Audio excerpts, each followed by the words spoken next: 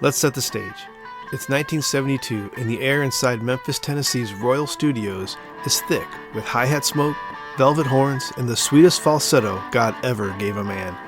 A 26-year-old reverend son turned soul shaman had already scored a few massive hits, but now he's locked in with producer Willie Mitchell, drummer Al Jackson Jr., and the Hodges brothers on guitar, bass, and organ. Over just a few blazing weeks, they craft a 35-minute masterpiece that floats somewhere between sacred and sinful. Heartbreak in Heaven. A sound tender enough to make grown men cry in the dark, yet sexy enough to get you excommunicated on a Sunday morning. This is peak Memphis soul. This is Al Green. Love and happiness. But wait a minute, something's going wrong. Someone's on the phone. Welcome to Album Archives, the vault of music history, where we dive into the top 300 albums of all time as voted on by fans of the Music Rewind podcast. I'm your host, Steve Epley, and today we're slipping into number 263, I'm Still in Love with You by Al Green. Released October 1972 on High Records, this 35-minute miracle is 9 tracks of pure romantic devotion, delivered in that unmistakable green falsetto that could melt ice and start fires at the same time. Songs like Love and Happiness, the title track, and Simply Beautiful aren't just soul classics, they're love letters from another dimension. So dim the lights, pour something smooth, and let's fall all the way into Al Green's world. Don't you know that I'm still in love? Shut up in love with you.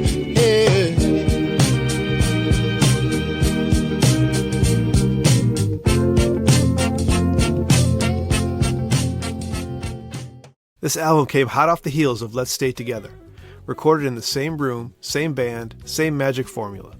Willie Mitchell's production is a masterclass. Every hi-hat tick, every organ swell, every perfectly placed horn stab feels hand-placed with precision.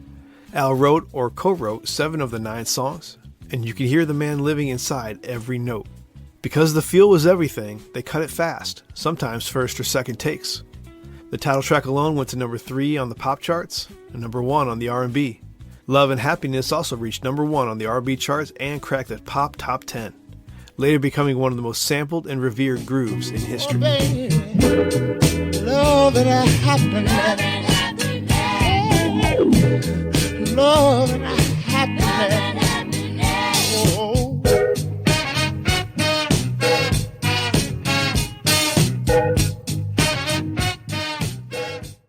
Why is this record so special? It's the sound of love in its purest, most vulnerable form. I'm Still in Love with You is a pleading masterpiece, Al stretching syllables like taffy.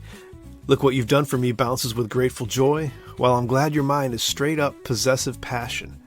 Then there's Love and Happiness, that slow hypnotic groove that feels like it's rocking you in a hammock on a hot Delta night. And Simply Beautiful, just Al, a guitar, and 3 minutes of the most intimate seduction ever pressed to vinyl. You got to be good to me. I'm gonna be good to you. There's a whole lot of things you and I could do. Even the covers, like Chris Christopherson's For the Good Times and Roy Orbison's Pretty Woman, they get reborn in Green's church. Pretty woman, walking down the street. Pretty woman, kinda like to meet. Pretty woman. The band is an unsung hero here. Al Jackson Jr. and Howard Grimes trading drum chairs, Charles and Leroy Hodges laying down bass and organ that breathe like one organism. The Memphis strings adding just enough sugar without ever oversweetening. And Al's voice, man, that voice.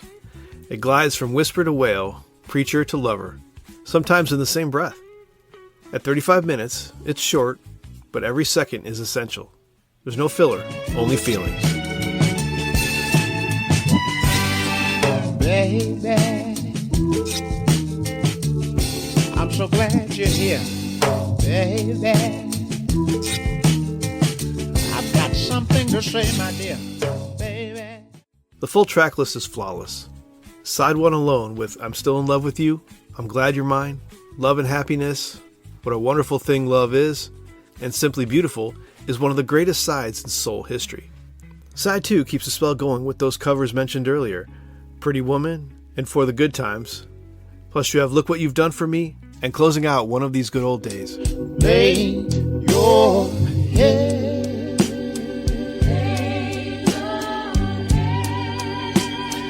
on my pillow, sweet babe. It's an album you put on when you're in love, falling out of love, or trying like hell to get someone back in love with you. Thematically, it's devotion distilled. You basically have secular sermons on the redemptive power of love, delivered by a man who would soon turn towards the pulpit.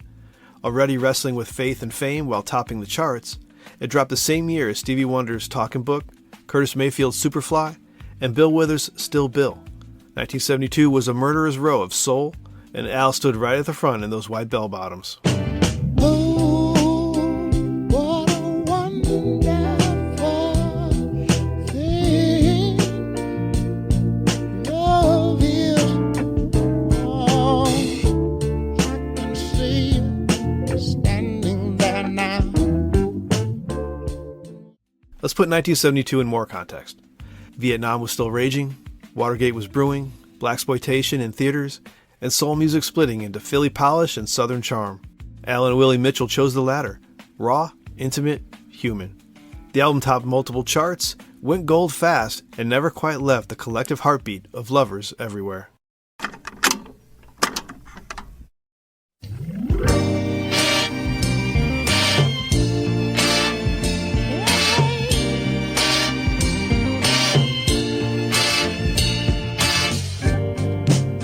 Now that you're here with me.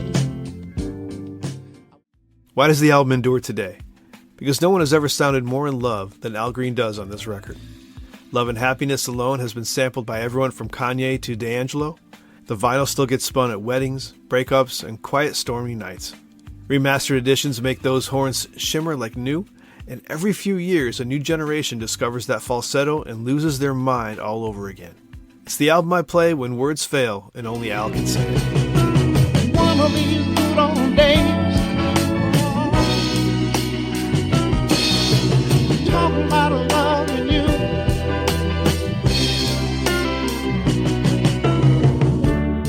But time and time again. What's the legacy today? As of 2026, it's still Al Green's most acclaimed studio album. The one that crowned the king of smooth soul and keeps pulling in new fans every day. It blended gospel heart, silky falsetto, and Memphis magic into timeless romance redefining Southern soul. Those grooves became neo-soul's blueprint from artists like D'Angelo and Erykah Badu, and others that built directly on its intimacy. Hip-hop has sampled it endlessly, from Biggie to modern beats. Al's songs have permeated pop culture as well, whether it's hearing Al on the jukebox in Pulp Fiction, or watching Dr. Bishop in French dancing to Love and Happiness while high as a kite. The songs are everywhere. That voice, those strings, that sway. It still melts hearts and sets the standard for real soul. That's eternal devotion.